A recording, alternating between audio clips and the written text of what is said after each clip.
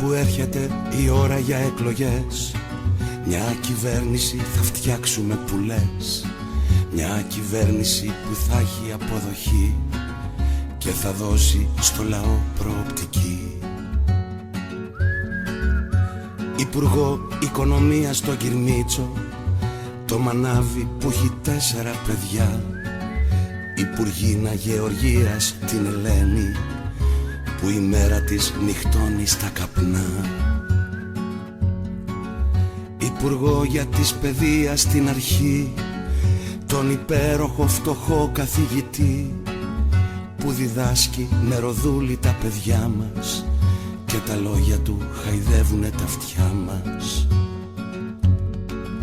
Και πρωθυπουργό βεβαίως θα έχω εσένα που σε νέος, κάθε μέρα να ταχώνεις, καθεστώτα να μη σηκώνεις. Και πρωθυπουργό βεβαίως θα έχω εσένα που σε νέος, κάθε μέρα να ταχώνεις, καθεστώτα να μη σηκώνεις.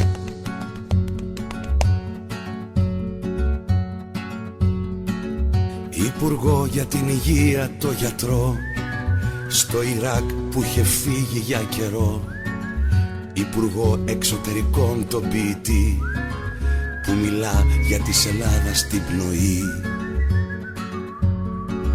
Υπουργό πολιτισμού γέρο ζωγράφο, ομορφιές που ζωγραφίζει μες στο πάρκο, κι Υπουργό για το Αιγαίο το ψαρά, που δεν ξέρει τι να κάνει στη στεριά. Υπουργό δικαιοσύνης κάποιο Γιάννη, που συγχώρησε το Γιάννη τον Αγιάννη, κι Υπουργό εσωτερικών μία μητέρα, που αγωνίζεται στο σπίτι όλη μέρα.